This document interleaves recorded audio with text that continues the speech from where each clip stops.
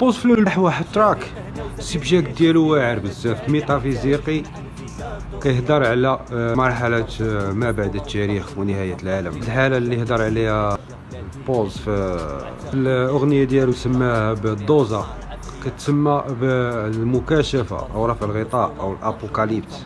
أبوكاليبس هي واحد القصة في الإنجيل كتسمى برؤيا إنجيل يوحنا.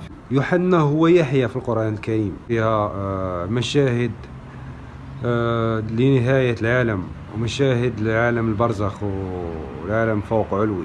الابوكاليبس كتوقع ملي الانسان كيتناول شي نوع من المخدرات او المؤثرات العقليه، او كيتعرض شي حادثه او في المنامات والرؤى، وكتقدر توقع بطريقه طبيعيه للانسان خدا شي حميه غذائيه وشي نمط حياه كيرفع من الروحانيه.